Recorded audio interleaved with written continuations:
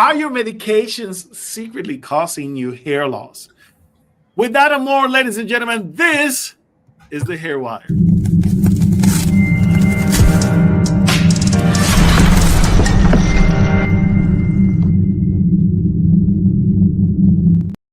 And welcome, guys. Welcome to another episode of the Hair Wire. We had a full house today. Yes. My name is Sergio Cardona. I'm your host alongside with Carrie, Jared, and Bisan Dipsy. Ladies, how you guys are doing? Well, I am so happy to be back. I took the summer vacation off, and now I am very happy and excited to see all of you guys and to see my best colleagues, my awesome people here, Sergio and Carrie. And I am ready for a new season of the Hair Wire, and we have a lot for you coming up. Oh, yes. There's plenty of things that are happening in the Hair Wire. How we can call this the ecosystem? Ecosystem. Yeah. 100%. The Hair Wire ecosystem is growing, and a lot of things are happening, and we cannot be more excited. Carrie, please give us a glimpse of what's happening on the Hair Wire world. Yeah. Well, the Hair Wire website, the front end is pretty well done. Now we're just adding our faculty friends. So essentially what we're doing is we're gathering other peers in our industry who are making a difference in the world by leading with education for the general public. And those names, I actually created a page called, I think I called it Raising the Bar. And weekly, I'll feature some trichologists or hair experts who are actually here to make a difference in this world. So this week I featured Mark Blake. If you go to his website, it was so much fun. He went around walking in a lab coat, streaking everybody in his hometown. So if you want to go see how that turned out, go to the Hair Wire and look up Raising the Bar. You'll see his shout out there. And I have two other special guests that we shouted out. One of our favorites, William, who is making a huge industry impact as well for general public and behind the scenes in the professional side. So if you have any questions about hair loss, we have everything on the Hair Wire about the various types of hair losses, because that's the one thing that we're trying to advocate is correct information and that let people know that there's more than one type of alopecia. A lot of people think they have alopecia when, what is it? Is it telogen effluvium, alopecia areata, androgenetic alopecia? And what is that? That's a big word. What is it? So we have on there for the general public explaining in layman's terms. So go check it out. And then for the professionals, we have something even bigger, which is we've been working on this for a long time. And there's so many people involved and so much at stake right now. But at the end of the month, on September 30th, we are opening our membership. So if you're a trichologist or a practicing trichologist, please make sure to go fill your application. The application is a big application because we're making sure we have credible people in there. So we want to know your credibilities, and we have set it up because we found with trichology, everybody's competing with each other, and we're not. In trichology, we have different niches. We have different sectors. For example, you could be a trichologist in cosmetology. You could be a trichologist in general practice. You could be a trichologist in surgery. You could be a trichologist in dermatology. The list goes on. And so essentially what we have created is the umbrella for trichology to connect all of us. But then we have our sectors with the sector that you belong to. And we are making sure that only credible licensed people are in that sector. So myself, I'm a licensed cosmetologist. If you're not a licensed cosmetologist, you're not getting into that sector. Same with general practice. I'm not a surgeon. I'm not a doctor. I'm not going to have access to that. I will because I'm the webmaster, but I'm not going to be part of the material. So right now we're just uploading the content with some of our favorite people who are leaders in education and trichology. We're uploading a lot of their webinars. It is free, you guys. These are free webinars that we're going to do weekly on a regular basis with free programs. And then what we're going to do is we have 2 paid tiers, which will be launched as we roll out the whole entire program. Essentially, the next ones will be more advanced courses and more paid courses and the meatier courses. And those will be rolled out within the next little bit as well. And then last but not least, which is a big one, if you're looking to become a trichologist, this is for you. Sergio Bassan and I have been professors in trichology for a few years, and we've decided to put together our material. We found there's not a lot of great quality information out there for trichology, and especially one that caters to all of the divergencies. For example, if you're ADHD, or you don't like reading, or you want to read on the go, or you're busy and you don't have time to sit and read or watch a video, we have made this for you. We have made, I think we're at 28 modules, and we're going in every topic, every type of hair loss, the services, the systems, the products, the retail, business, how to start a trichology place, how to bring it into your current business. We have it all in there. This is meant to be a 2-year program online at your own pace. However, we've made it so you can watch it on video, download it in MP3, read it as a PDF, or do it all. So, that is going to be, we're going to start dripping it out on September 30th. Bassan, do you want to tell a little bit more? Because you're the one that essentially started the first 2 modules, which I'm pretty impressed. They're beautiful. So yes, sure. So yeah, we're gonna start with something called functional trichology. I decided to name that course especially functional trichology because in trichology usually, and my niche is functional medicine. So in trichology usually we don't treat the symptoms, right? We go to the root cause of the hair loss. So as a functional medicine health coach, I brought my information, what I learned from the functional medicine world, into that trichology, and I kind of married them together to create an advanced course for you to learn how to identify each hair loss from the functional medicine perspective and what kind of treatment. So for example, trichologist, if you're already a trichologist, you know what telogen effluvium is. But what is in that course, which is we took it one step ahead of it. You know it is telogen effluvium, but how do you see it from a functional medicine perspective? How do you see it from how to change your lifestyle factors? How we're going to learn about nutrition that is targeting the telogen effluvium hair loss. We're going to talk about the stress that is targeting the telogen effluvium hair loss type. So in a way, when you have a telogen effluvium client, you have the tools to understand his or her hair loss type from a functional medicine perspective, and how to put the treatment plan from a functional medicine perspective.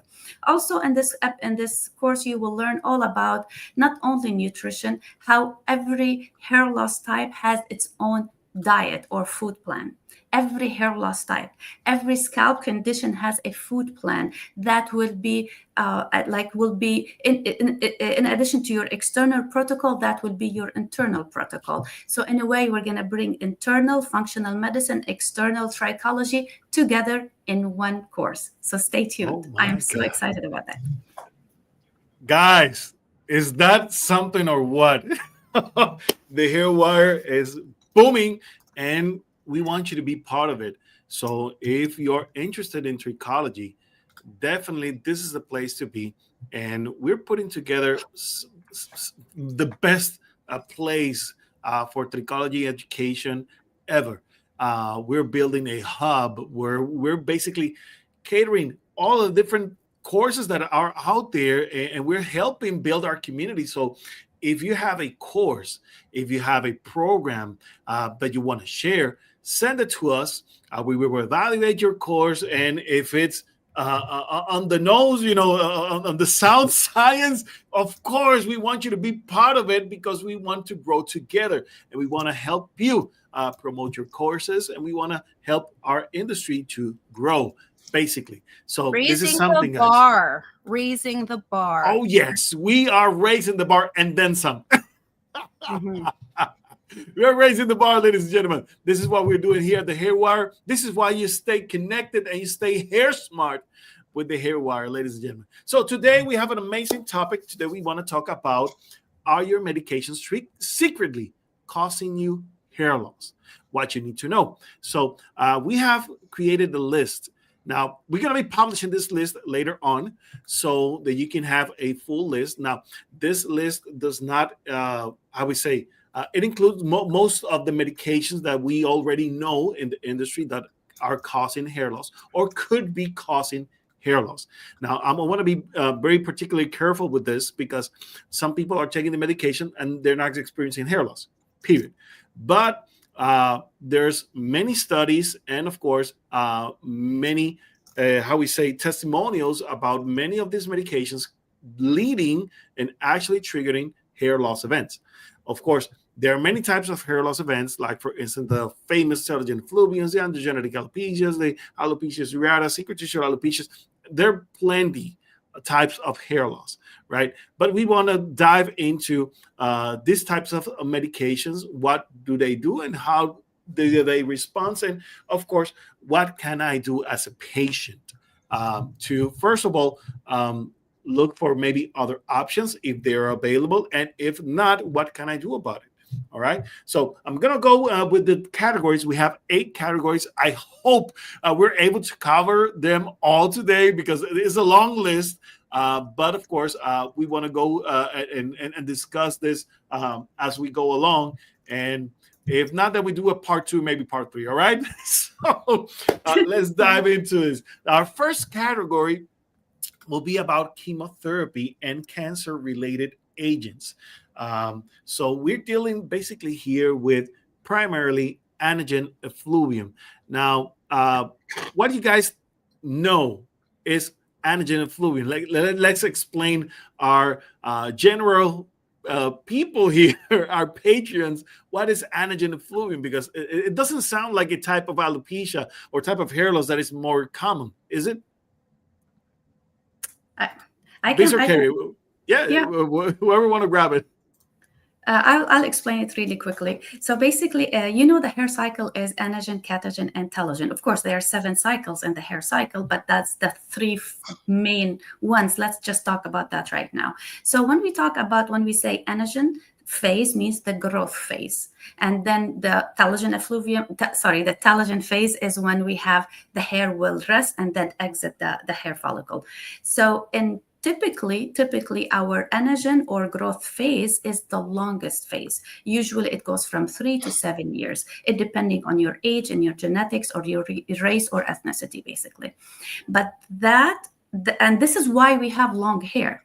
People with shorter anagen cycle, growth cycle, tend to not be able to grow their hair quicker.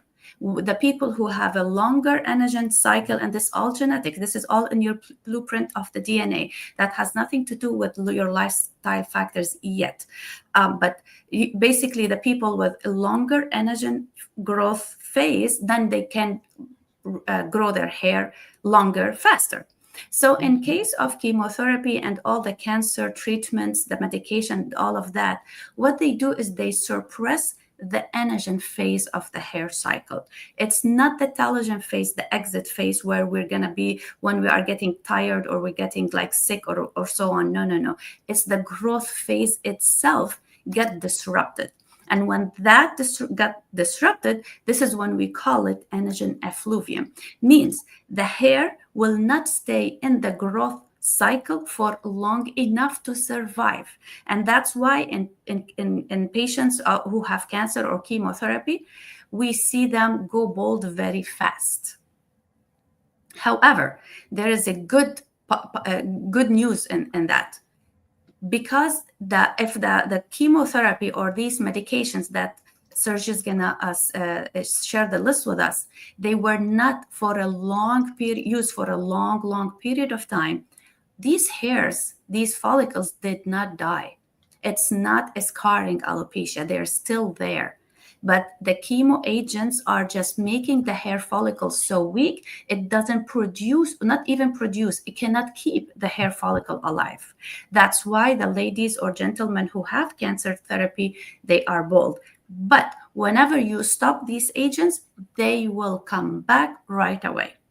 They will come back let me say that, probably weaker than usual, but in the second cycle they will be stronger, the third cycle will be stronger, and usually clients or patients with chemotherapy, they will recover from their baldness, the anagen effluvium baldness, 100%.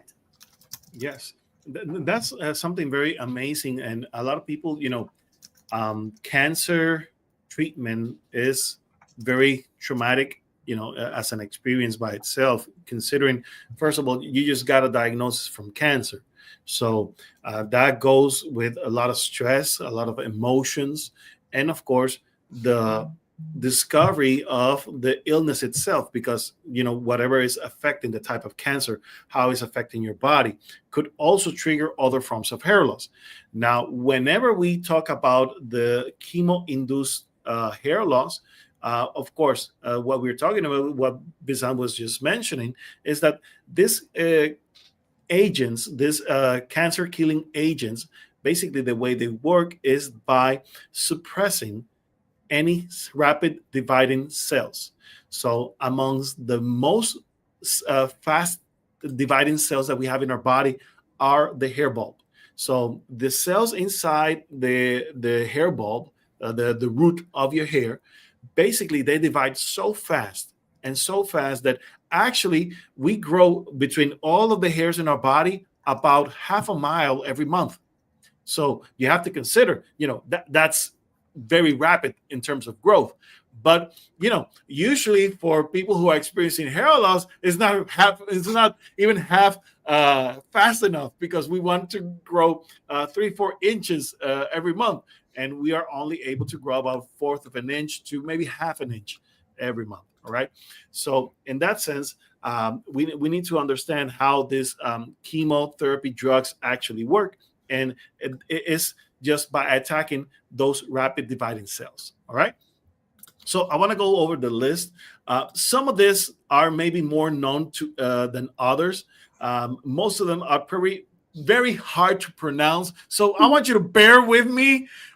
All right. So the first category here that we have is the alkylating agents. And among that, we have the cytoxan, the ifosfamide, the busulfan, the carmustine. Very complicated names, I have to say. What I'm going to do, I'm just going to read the categories, and if I see a name that is more common, I will read it out for you. All right, because I want you to get the list.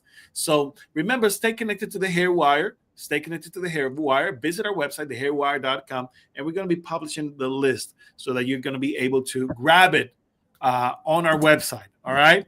So stay connected to the Hair Wire and go to our website so you can grab the list. All right. The other one is the anthracyclines, and from there we have adriamycin. Basically, that's the one that I can pronounce. Then we have the anti-metabolites. From here, one of the most famous ones is the methotrexate. Am I pronouncing it right? I have no Methotrexate. idea. It's one of the These most are common so drugs. hard.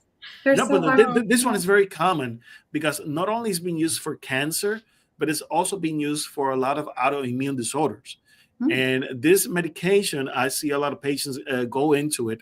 And actually, it's one of the medications that is more commonly used after you get chemotherapy. So for many cancer patients, they put them on this medication, and they are on this medication for a couple of years sometimes. So even though they go through chemotherapy, then you have this maintenance medication until you're considered cancer free, right? And this medication, although not everyone will experience hair loss from it, it can also cause hair loss. So not only did you experience the anagen effluvium from the chemotherapy, but afterwards, you also have to deal with this medication that can also delay your hair growth or make your hair thinner into the process. And it's called the anagen effluvium. So not only are we seeing anagen effluvium because of the chemotherapy, but also because of the drugs, of the maintenance drugs that can also trigger, of course, anagen effluvium. And then we also have the taxanes. We also have here among the most common medications, the paclitaxel and the docetaxel. Those are the most common ones. The topoisomerase inhibitors, the vinca alkaloids, the platinum-based drugs, the target therapies, and the hormonal cancer therapies. Now, again, I want to go through this list as fast as possible because their names are very hard to pronounce. All right. But the main focus here is for you guys to understand that, hair loss can be caused either by the chemotherapy or the drugs that are used for targeted treatments. And of course, maintenance drugs that need to be used until you're cancer free. So I want to go over the process of pterygium fluvium, Carrie. Now, you as a stylist, you have seen many patients, they go through the chemotherapy, they use a wig while they're on it. Afterwards, it starts growing the hair, but they are on the maintenance drugs and the hair starts to become thinner. So what has been your experience with cancer patients?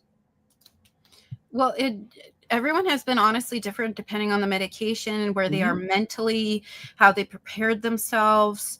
I've seen a wide variety of it. I've also seen some people, it's funny, you learn a lot about people when they're going through a lot of this. And even myself, I take a medication for rare blood cancer myself. So I do watch my hair loss, and all the time in my support groups, I see it all the time. And you can really see who is struggling losing their hair. They haven't done the work or the research. So I don't know, it's different, and everybody they get scared. So they want everything. They want the wigs, they want the hair loss, they want this, they want the topical, when they don't realize too, they can also cause more damage too. So yeah, I've seen it all. It's an interesting time when you see people in situations like that. Definitely. Yeah. So let's go to the second category. The second category is going to be about drugs that are psychiatric and neurological medications. Now, over here, most of the times we see pterygium fluvium because of it. So we have, for instance, the antidepressants like Prozac, Zoloft, Paxil, which are among the most common ones. We also have Effexor, Cymbalta. These are very common medications that we see ads on our media constantly. We also have the Tricyclics, Pamelor, Tofranil, the atypic antidepressants like Wellbutrin, Remeron, the mood stabilizers and anticonvulsants, Depakote, lithium. We also have Tegretol, Topamax, gabapentin, stimulants for ADHD, for instance, Adderall, Ritalin, Concerta. These are very common medications, and we have kids taking some of this. Okay, we have the antipsychotics, like for instance, let's say Seroquel, Haldol, the Parkinson's disease medications, Sinemet, and among others. So again, how do these medications who affect our nervous system can also trigger our pterygium fluvium bis? What are some of the things that could happen in the process? Of course, each medication works differently, and I want to bring this on. It's not like a one-size-fits-all formula, but there's a general behavior whenever we talk about drugs that affect or trying to rebalance our nervous system. Right. First, I want to start with saying that there is a latest study. I just read it 2 days ago, I swear. It says 20% of the American population are on antidepressant. Wow. I believe it. 20%, 1 out of 5 people is on antidepressant. And I say that at least 50 should be on medication. I know, yes. Because the stress levels that we are living, it's incredible. I mean, after the pandemic, many people went, yes. The stress levels, the anxiety has been up to the roof and then some. 100%. Can I also add to that one? Yeah. Just because with epigenetics, I talk about stress all the time. A lot of times people, when they think about stress, they think about like everyday stress. And commonly people are always like, oh, I'm not stressed. Everything's going good. When you're living in a chronic state, all the time, it becomes your norm. And Right. nothing seems different because it's your normal way of living and doing things. And stress isn't just everything around you. Stress shows up in 4 areas. And especially with epigenetics, when I examine somebody with a stress contributor, I examine those 4 areas. And the reason I'm saying this is because myself, I didn't know I was celiac until I was 28. I was constantly sick, didn't know what was going on. And I thought it was normal to be the way that I was doing, until it was a colleague that said, I think you have celiac. You have a lot of the symptoms I have. And I questioned it, of course. And you don't know what you don't know. And so I really want you guys to understand, when we're looking at stress, we're looking at intake stress. So anything your body absorbs and consumes, like medication, which we're talking about today, food. For example, food, if your gut health is not in good condition, and Bassam is an expert in this, if your gut is not healthy, it's like a second brain. Essentially, are you getting depressed because you're lacking the nutrients to the brain, or are you actually depressed from your environment? And that's a new study a lot of people are finally bringing to the table. And so that's why I want to talk about. Now, if you want to learn more about other stress, we'll talk about it another day about epigenetics, but I just really wanted to stress understanding where that stress is coming from. Yeah. So straight to your point, Carrie, that I got my I do regular blood work through Function Health. If you know that the company, you don't need a doctor. You just purchase the membership, and you can do your blood work every 6 months. So in any case, lately my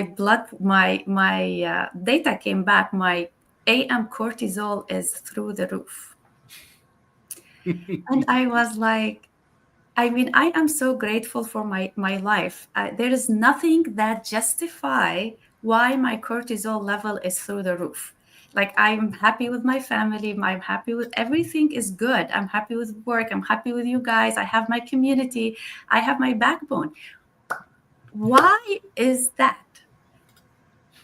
So straight to your point, Carrie, and I eat healthy. I eat healthy. I exercise and all of that. And of course, my cortisol being that high is affecting my sleep cycle, is affecting my fasting glucose data in the morning. Like, fasting glucose is high, not because I eat sugar, no. But don't forget, talking about epigenetics, I do have the gene that I am susceptible to have diabetes because my mom and her mom, it's in our family. But I do not eat sugar at all, but still my glucose level was higher just because my cortisol was higher. And my cortisol is higher not because I'm stressed out right now, just because what Carrie was saying, when we are under, like, of course, most of us, or I talk about myself, I do have a PTSD. So just because I lived all my life during my childhood in a war zone, our fear is a default, right?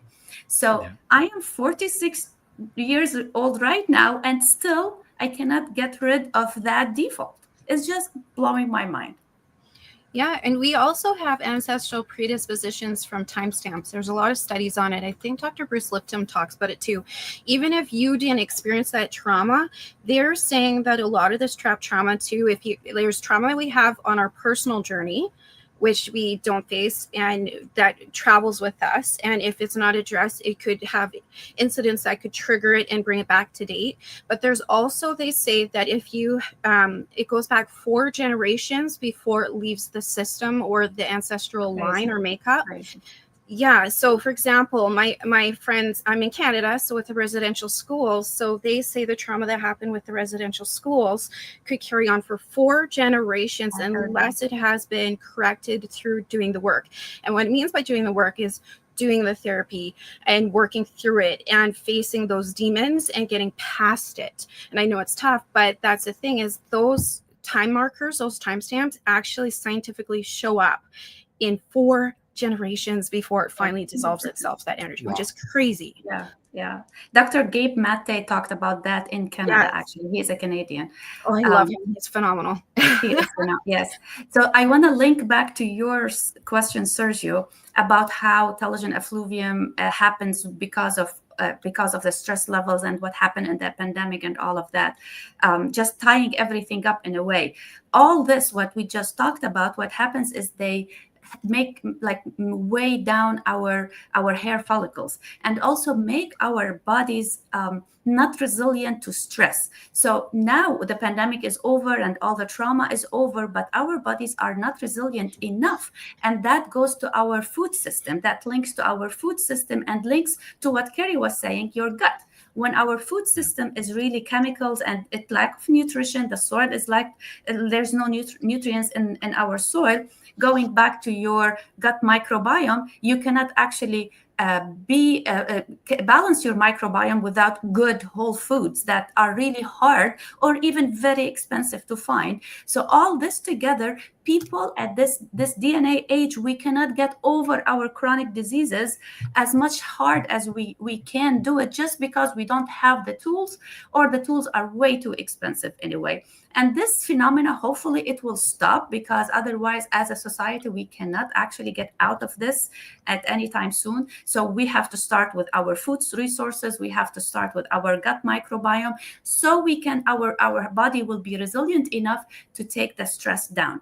And that being said, our hair follicles are they are non-essential tissues to our bodies. So imagine what this stress, this environment doing to our body, causing damage to our body for 4 generations. So imagine how that's going to affect your hair loss.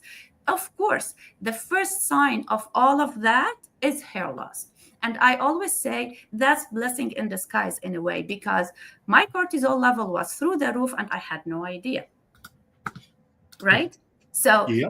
so because I do take care of my hair, I didn't have telogen effluvium episode to let me know that I am under stress that I didn't know I am under. You see what I'm saying? So, Yes. but if we have telogen effluvium episodes, then it is blessing in disguise that, oh, go ahead and see what's going on in your body. Either go to a trichologist, let them do a blood work on you, let them see what the root cause of that telogen effluvium. And whenever we are talking about medication, like what Sergio was listing, all of us, this is going to be, whenever you are in a trichology office, that will be the first question: what prescription medication you are taking right now? So your trichologist will be able to identify, among other questions, what kind of hair loss you may have. Definitely. Now, I want to go to a third category here, and it's cardiovascular medications. Again, we're going in a fast pace because we could take weeks just discussing each category. But we're going to go as fast as possible. So category number 3 will be cardiovascular medications. Now we have here, for instance, our beta blockers. The most common ones that we see, like Coreg, Lopresor, Tenormin. We have the ACE inhibitors, like for instance Vasotec, Altase, the angiotensin 2 receptor blockers, like for instance Cosar, Diovan, Avapro. And these are very common medications that people take constantly for the cardiovascular health. We're talking about anticoagulants, blood thinners, Coumadin, Eliquis, Xarelto. And I mean, you see the ads every day. We're talking about also statins and lipid lowering drugs, your drugs for your cholesterol. We're talking about Lipitor, Socort, Crestor, Pravachol. We also have the diuretics, Lasix, HCTC, spironolactone. Even though spironolactone is one of the medications most commonly used for androgenetic alopecia, can also be a medication that can trigger telogen effluvium. So it's kind of hard in that sense, sometimes, but it can cause an initial shed, for instance, in the case of androgenetic alopecia. But this medication, if you need it for a particular cardiovascular need, and you start taking it, it could also trigger hair loss events. Now, we also talked about this with minoxidil the other day too. Remember? yes, yes, yes, Mhm. and it's the same because minoxidil is a medication for blood pressure again. Blood pressure. And a lot of people, when they start taking minoxidil, what they see, they see the shedding effect at the beginning. But again, do you really need it or don't you need it? And that's the most important part thing. Whenever we talk about medications, you need to realize if I need this. Now, are there other options, that could not, that are less associated with hair loss? And if the answer is no, then I need to work around that. And working around that means doing things to prolong the anagen phase in order to keep my hair and, of course, diminish the effects on the telogen effluvium. Now, Biz, what you have to tell us about this hard cardiovascular medications? Yeah, I want to add one thing actually. 2 days Yes. ago, the CDC lowered the the blood pressure numbers that are in normal ranges. So now, even if you are to the lower side, if you were before at like kind of on the edge of the lower side, now you are eligible to be prescribed a blood pressure medication. So, yeah. Interesting.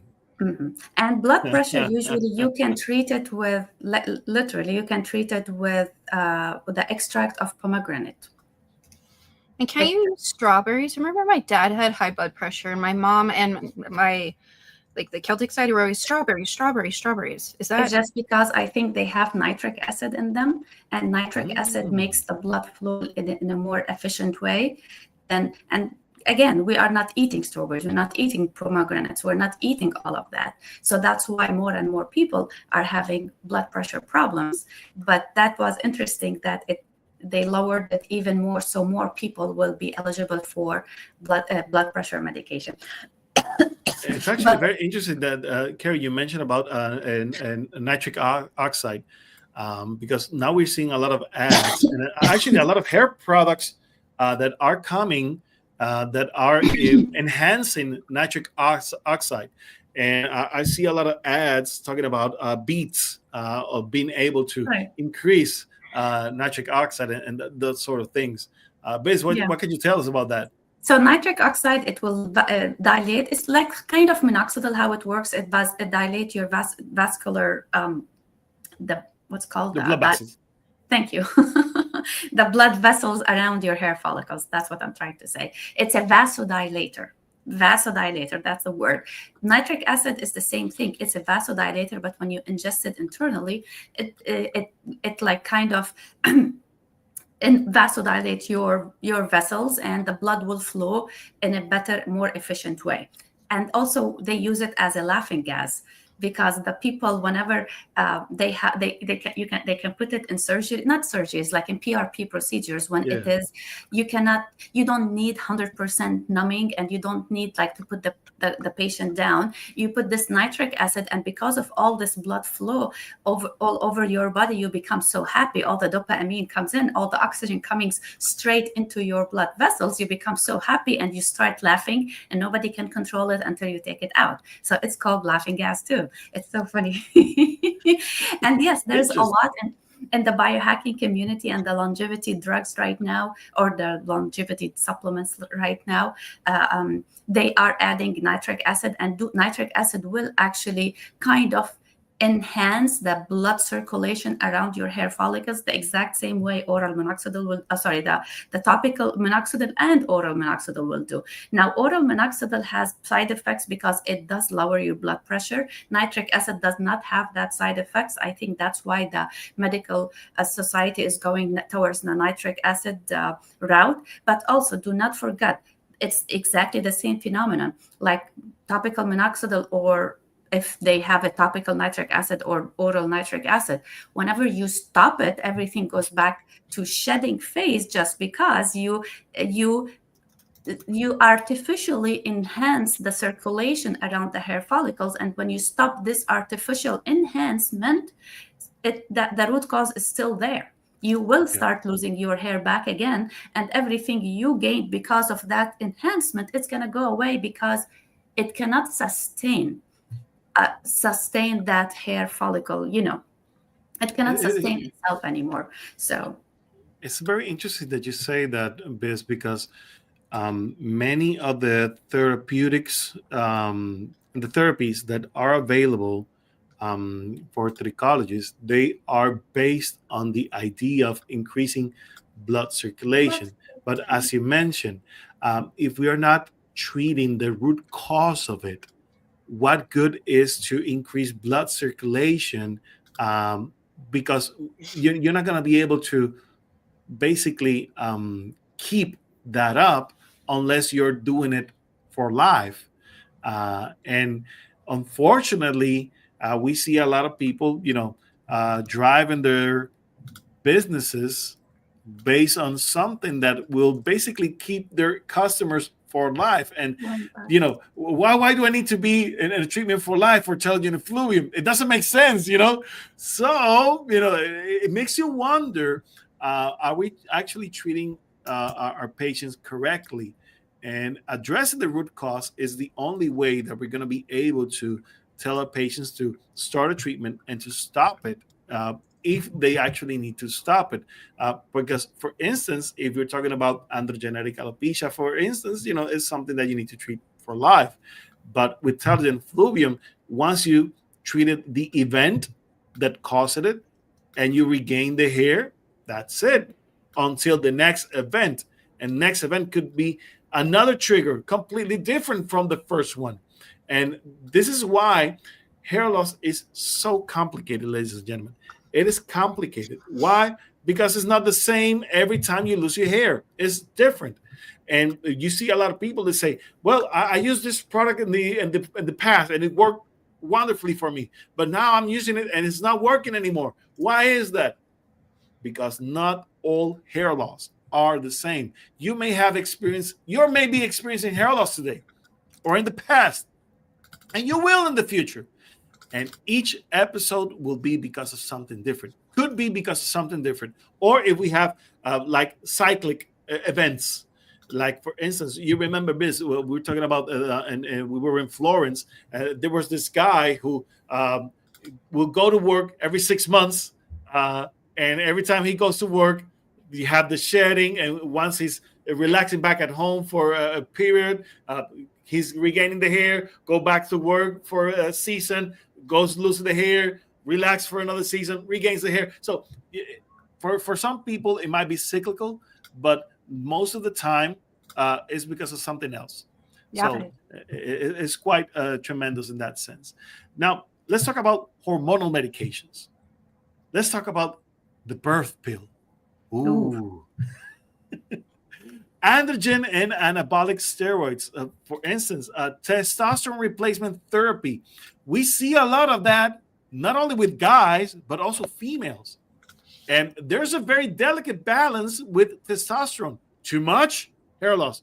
Too little, hair loss. So keeping in the middle is quite the challenge. I'm giving the entry here for your biz, and I'm about to finish in a couple of seconds. We have the thyroid medications as well, and the anti-androgen medications, like, for instance, finasteride and dutasteride.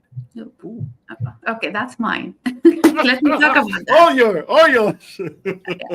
So yes, the hormonal imbalance, actually, it is one of the most sophisticated causes of hair loss, because when it comes to nutrient deficiencies, your gut health, your all of that, we kind of by now figured it out, because we have been in functional medicine talking about that for the past 5-8 years minimum, maybe 10 years even before I started. So kind of in functional medicine, we kind of know how to restore your gut. We know the nutrient deficiencies and all of that. When it comes to hormones, it's very, very difficult. And why is that? Because the sensitivity of each person varies between like this testosterone and that testosterone. The brand name will affect your sensitivity. You change your sensitivity by time. If you are a healthier individual, your sensitivity will be to the hormonal therapy, whatever it is. Hormonal therapy can be an oral contraceptive, can be testosterone shot, can be hormonal therapy for women in perimenopause and premenopause. So you as a person, when your health changes over time, also your sensitivity to these hormones changes. Also, the other factor to it, the bioavailability of each brand of the hormones that you are taking, depending on your gut health. Because if you have bad gut health, the bioavailable, like your body is not going to absorb it properly. So there's so many factors that plays a role in how to balance your hormone. And to balance your hormone, I would suggest 100%, recommend 100% that you work with a hormonal balance or hormonal therapy practitioner. And all what they do is hormones, because as I said, it is one of the most complex ones to figure out when it comes to hair loss. Now, there's many factors to it, as we said. First of all, as we do in functional trichology, the first thing we do is make sure that you're healthy. Yes. You are healthy, your gut is absorbing properly, then you are halfway there in a way. The second part of it is to try to see any if your hormonal therapy is a must, because some of us it is a must, right? Mm-hmm. Then you try to do with the bioidentical hormonal therapy that is kind of will be more agreeable with your body. Now, when we talk about oral contraceptive, why it is bad, that oral contraceptive, a lot of women are coming to me, tell me, well, why you're talking about oral contraceptive bad, and we as perimenopausal women, we need progesterone. And I'm saying, no, we need progesterone at this age, but oral contraceptives is bad. Because oral contraceptives are been given to 16 years old girls. When you give me progesterone at my perimenopause age right now, first of all, I can handle it because my base is good. Second of all, my body needs it because it cannot produce any more progesterone. Of course, it has to be bioidentical, and my body has to be healthy to minimize the telogen effluvium episodes. But oral contraceptive is bad because we're giving it to 16 years old girl, and she is being on this medication for the rest of her life. Her gut bacteria get altered for life. No amount of probiotics can bring back her gut bacteria. It's just Wow. way too hard because she started at 16. Remember epigenetics, Kerry. In epigenetics, when it will become a blueprint in your DNA. Whenever this over time you're taking progesterone or any other not only progesterone, any other, like for athletes, the guy athletes, when they take testosterone, over time, when they started at 20 years old, when they are competing or something like that, by the time they're 40, that testosterone altered your DNA already. To de-alter it back again, you're going to take 20 more years. But unfortunately, from 40 to 60, your body is not as resilient as it was from 20 to 40. So that is going to take 40 years. You see where I'm going with that? So in a way that we have to be smart about hormonal therapy. Perimenopausal women, me, I am on bioidentical hormonal therapy because otherwise I could lost my hair by now. All these changes in hormones, on the mood swings and the hot flashes and all of that, I would have lost my hair all by now. But I caught it really early on, and to be smart about it, and I'm going to do a webinar about hormonal therapy and hair loss because I went through it myself. I'm going to do a webinar on our hair wire, so stay tuned about that. The perfect way to do it, or the best way to do it, is to microdose it slowly. You are wanting your hormones to correct themselves very slowly. Meanwhile, you're correcting or keeping your body at optimal levels to minimize the shock, telogen effluvium shock of your hair follicles. So when you do it like very slowly, very carefully, then most of the time, 99% of the time, you will not have hair loss problems. And also, when we talk about, let me just, I know we're out of time. No, don't worry. Uh, I'm very interested right now. Yes. Not only perimenopausal women, also men.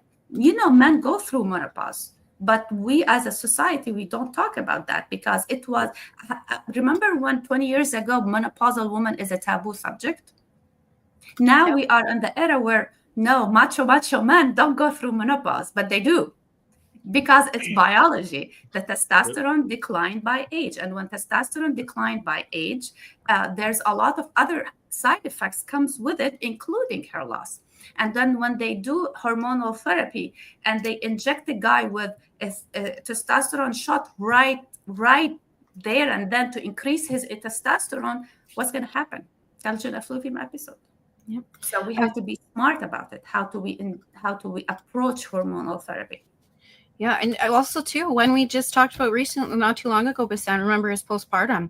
The amount of women that we see in surgery, we just had a case study with this with postpartum, when women have, make all the nutrients when they're pregnant, and then all of a sudden they lose a lot more hair than they typically would, and after they have the baby, and they're not considering, the nutrients they were taking when they were pregnant, and then also the deficiencies that could happen when they're nursing and how to set themselves up for success. There's that area too, which is a very common one.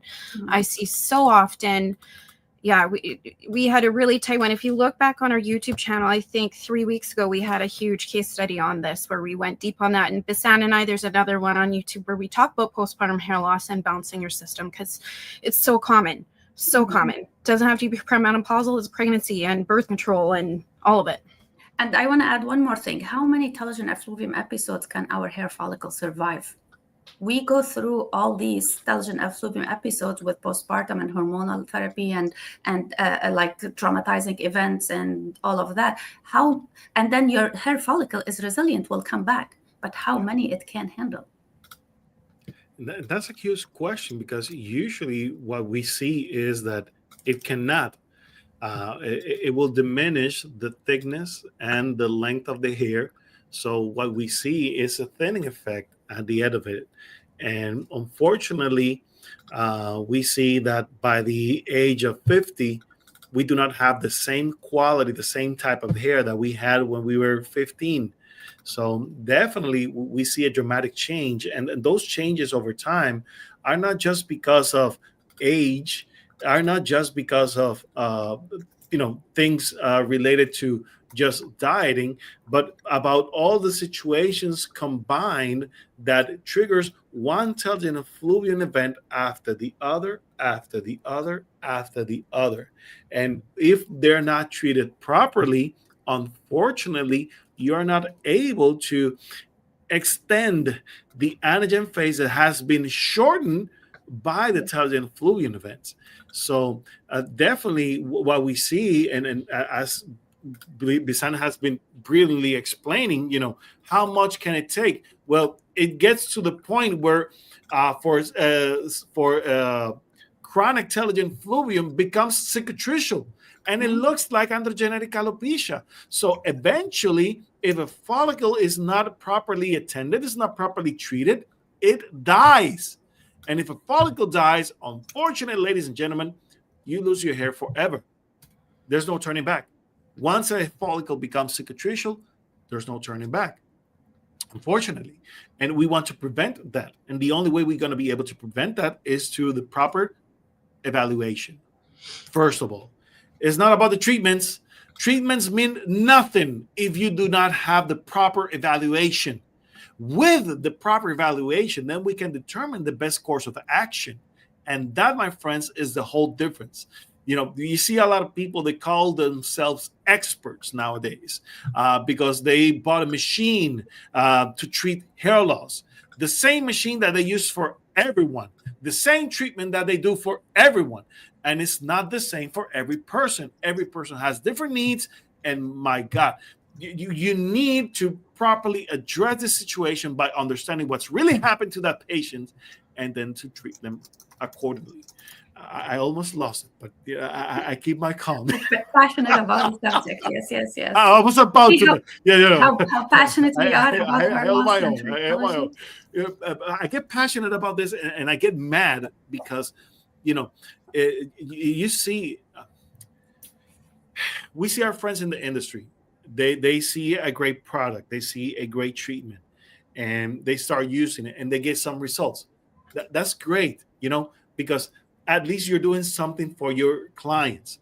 But unfortunately, without the proper information, without the proper knowledge, if you're doing this to everyone who loses their hair and think that all hair loss are the same, you're gonna lose. You're gonna lose because not everyone's gonna be successful, and most of the time, at least 40% of your cases are doing well. Kudos to you, my friend, because why? Not everyone is the same. Okay. And if you happen to have the same type of client with the same profile and you're being successful with it, fine. But you need to consider the long-term process, because unfortunately, as we were talking in the beginning, what worked for your intelligent fluid today is not necessarily the same thing that's going to work for you in the next intelligent fluid event. 100%. So to our friends in the industry, you need to become well-rounded and well-educated practitioners. Okay, so you want to learn about hair loss, you want to learn about trichology, you need to come to the Hairwire. Visit our website, thehairwire.com. We are expanding our education program. We are expanding with our networks, with the people that we know in the industry that are doing amazing job, amazing educational programs, who are doing exceptional treatments and are showing those protocols. But, it's not about learning the protocol, my friends. It's about learning to whom is this protocol best suited for. If I understand that, I'm going to be the best in the industry, serving people with respect, with dignity, and doing the things that are correct. I'm going to shut up. That's why you are the director of communication, because you communicate your ideas perfectly and you keep us all engaged, and you are awesome, bro.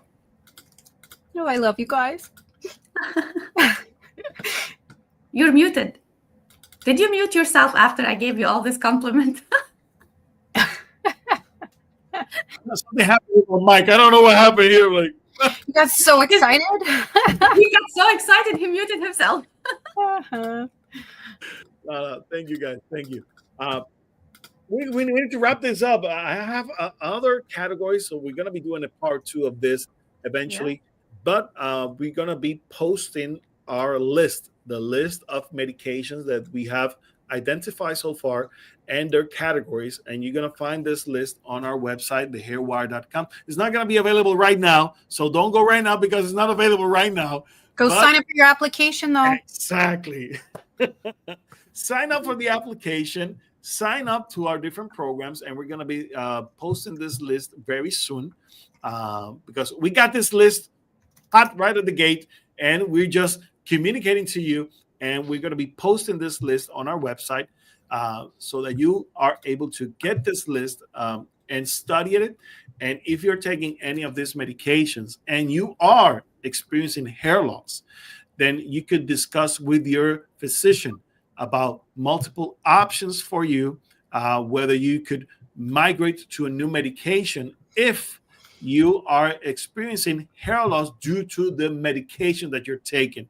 Now, this is not for you to be afraid of taking the medication if your physician is prescribing it to you. It's for you to be mindful. And if you start experiencing hair loss due to the intake of this medication, then that is something that you need to discuss with your physician. So don't be afraid of taking a medication if your physician is prescribing it for you. Of course, we trust in our physicians. We believe that they are, doing their work properly. And if they are, then the medication should be able to help you, all right, for the period of time, whatever you need it.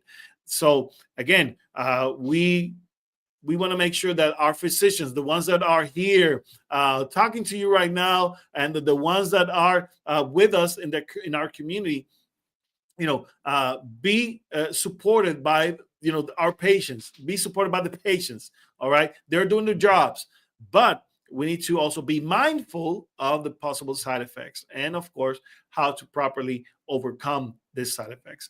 Biz, anything you want to add before we go? Yeah, I want to add one more thing, one more idea in a way. If you want to Yes. start or stop a medication, to save, if you are already prone to telogen effluvium episode, to save yourself from that, start your medication slowly, dose it up to the dosage that your doctor wants you to be on. And when you want to stop it, do not stop it like abruptly, phase it down, back down. This way, this is the best way to keep your hair follicle from the shock of the medication. You're welcome, Fatisha. We love you guys. We love all of our followers, our fans. Guys, we do this from the bottom of our hearts, and we believe in keeping you educated, and keeping you in top of the game, and keeping you hair smart. This is what we do here at the Hair Wire. We want to thank you for tuning in week after week. Biz, thank you. Thank you so much. We miss you. We miss you so much. Thank you. When we're Yeah, back, I miss you. we're Me glad too, to I see you swear. back again. Yeah, And me I too. told you, this wasn't like running a bike. You catch Yes. it in no time. I did. Now I feel more comfortable and more relaxed, and I feel now at home. In the beginning, I was like a little bit nervous. Oh, I didn't do that for a while now. But Nah, now, it's the cortisol level that had you back. yes, I know. That's unbelievable. Yeah. But I feel so at home, and thank you so much, Sergio, for being patient with me. And I just love being here. Hey, we love you here at the Hair Wire, and we love you guys. So keep it smart here. Keep your hair smart, and keep it connected through the Hair Wire. Visit our website, thehairwire.com, thehairwire.com. Stay connected with our social media, YouTube channel, Instagram, Facebook, LinkedIn, and TikTok, and all of our other social media platforms. Carrie, we want to go. What you have to say? No, just make sure you go to the website, sign up, and yes, this is going to be a game changer. And if you are a collaborator or someone who wants to contribute, please email us, message. We want to hear from you. You can message us here at the email below. Just say subject line collab. And then if you are wanting more information about hair, go to the Hair Wire. And if you are a professional, submit your application. Sorry. Go to thehairwire.com, the facultyoftrichology.com, and we'll see you next week. Till then, God bless you all. Bye-bye.